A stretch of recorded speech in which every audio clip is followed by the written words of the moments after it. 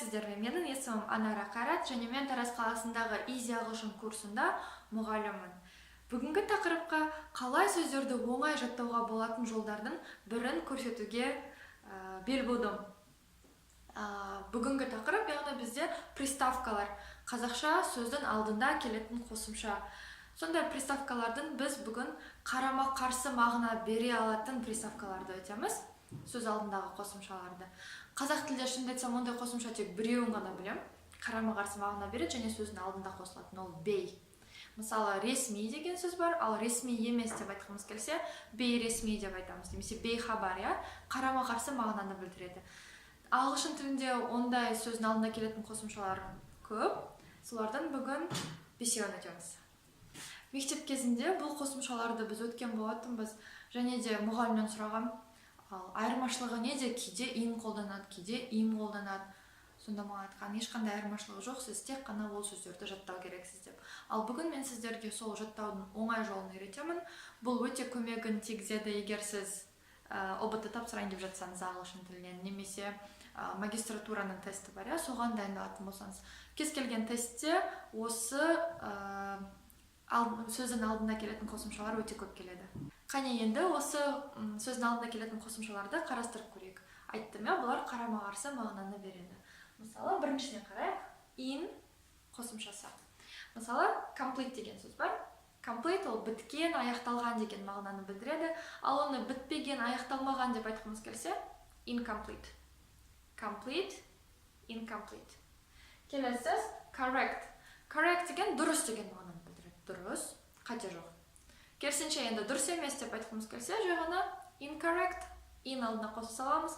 Сонда сіз бір correct деген сөз жаттасаңыз, және осы қосымшаны білетін болсаңыз, бірден екі сөз білетін боласыз. Correct, incorrect. Келесі, efficient. Бұл эффективный, орыс сөзіне ұқсайды, нәтижелі деген мағынаны білдіреді. Керісінше нәтижесіз, inefficient. Inefficient. Келесі сөз, formal. Formal ол формальный орыс тілінен, қазақша аударсақ ресми. Ал керісінше ресми емес, бейресми деп айтқымыз келсе, informal. Бұл сөзді көбінесе сіздер хат жазғанда кездестірулеріңіз мүмкін. Мысалы, formal letter, немесе informal letter. Formal letter деген ол сіз танымайтын адамға жазатын, бір компанияларға. Ал informal letter ол сіздің досыңызға жазатын хаттарды айтады. Келесі сөз, human. Human деген зат есім ретінде ол адам деген мағынаны білдіреді, ал қандай деген сұраққа жауап беретін болса, адамгершілікке жататын. Human. Ал керісінше адамгершілікке жатпайтын деп айтқымыз келсе, inhuman. Inhuman. Келесі сөзге қарайық. Secure. Көбінесе сіздер күзетшілерді көрсеңіздер, арттарында формаларында security деп жазылып тұрады. Оны көбісі security деп қате оқып жүреді. Ойнап оқитын шығар, security, сол сөзден шыққан secure, қауіпсіз деген мағынаны білдіреді. Ал керісінше қауіпті деп айтқымыз келсе, insecure. Келесі, visible. Visible көрінетін. Ал керісінше көрінбейтін, невидимка, invisible. Бір кино бар, человек-невидимка деген, көрінбейтін адам. Ағылшын тілінде соны the invisible man деп айтамыз. The invisible man. Invisible, көрінбейтін. Инге байланысты осы, келесі екінші жолға қараймыз. Im. Im деген қосымшаны қашан қолданамыз? Егер сіздің сөзіңіз B, M, P әріптерінен басталатын болса, сіз in қолданбайсыз, онда im қолдану керексіз. Im. Және бірінші сөз mature. Ол деген жетілген деген сөз, ал керісінше жетілмеген деп айтқымыз келсе, immature.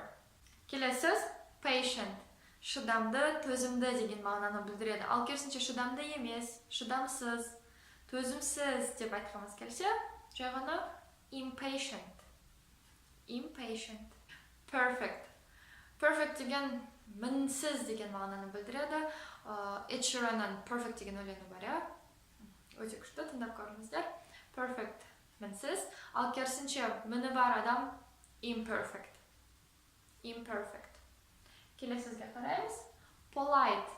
Polite деген сыпайы адам, ал керісінше сыпайы емес, impolite. Impolite. Ал мүмкін деген сөзді ағылшынша possible деп айтамыз. ал керісінше мүмкін емес impossible. Келесі balanced. Орысша айтсақ сбалансированный. Қазақша теңгерімді, ал керісінше теңгерімді емес imbalanced. Imbalanced. Айттым, я? BMP әріптерінен басталса, онда im қосымшасын қолданамыз. Келесі, үшінші қатарды қарап көрейік. Ill.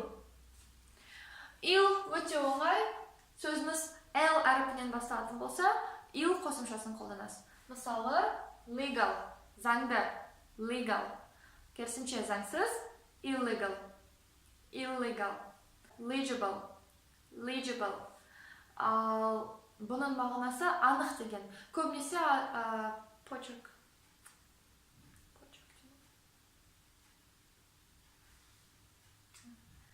Келесі legible, legible. Оның мағынасы анық. Яғни көбінесе бұл адамның қол жазуы анық екен деп айтқан кезде қолданылады. Legible. Ал керісінше анық емес, түсініксіз деп айтқымыз келсе, illegible. Illegible. Мысалы, your handwriting is so legible. Сенің қол жазуын өте анық екен. Келесі қайтадан қайталаймын. Неге ill қолданамыз? Себебі сөзіміз L әріпінен басталып тұр. Дәл осы ереже келесі қосымшаға да байланысты айтылады. Ear.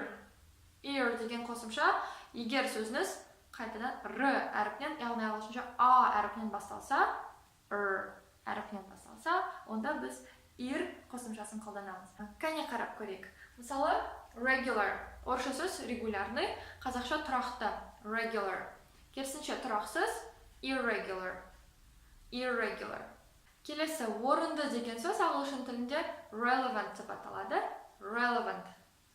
Ал оны керісінше орынсыз деп айтқымыз келсе, irrelevant. Irrelevant. Reversible. Reversible айналмалы деген мағынаны білдіреді. Керісінше айналмайтын болса, irreversible. Irreversible. Және де соңғы сөз responsible. Жауапты. Керісінше жауапсыз деп айтқымыз келсе, irresponsible. Irresponsible. Және де бүгінгі соңғы қосымша біз үшін ig. Ig. Өз бір ғана сөз жаздым, және бұл сөзді өте көп қолданбаймыз. Көне ағылшын тілінен келген деп айтсақ болады. Бірақ бұл сөзді білгенде бір ағылшын тіліміздің деңгейін көтеріп қояды деген оймен осы сөзді де жазып шықтым. Қарап көріңіздер. Noble. Игі, мәртебелі, мейірбан. Бір адам туралы айтсақ қолданайық. Мысалы, noble person. Мейірімді адам. Ал керісінше мейірімсіз деп, мейірбан емес деп айтқымыз келсе, ignoble. Ignoble. Керісінше мағынасы шығады. Бүгінгі өтем деген 5 қосымшаның барлығын өтіп шықтым. Енді сіздер білесіздер, ағылшында 100% бір ережені қолдану деген болмайды. Яғни арасында мынандай жағдайлар бар. Бұл 5 қосымша, кейде қосымша емес, бір сөздің түбірі болуы мүмкін. Әрқашанда оны қарама-қарсыға аударатын қосымша деп көрмеңіздер. Ол сөздерді жай жаттап алу керек. Мысалға, қандай сөздер бар? Influence, impact, improve, illusion, irrigate, ignite.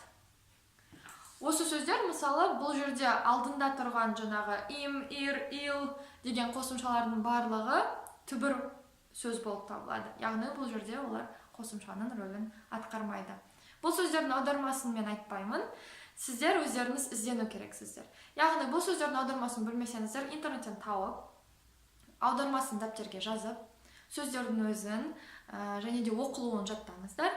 Және ең соңында өз-өзіңізді тексеру үшін маған комментарийде жазыңыздар.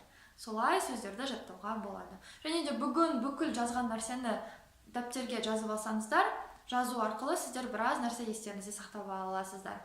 Және де оның жазылуын да есте сақтауға мүмкіндік болады. Мені соңына дейін тыңдағандарыңызға үлкен рахмет. Пайдалы болды деген ойдамын. Және де ұмытпаймыз, лайк басамыз.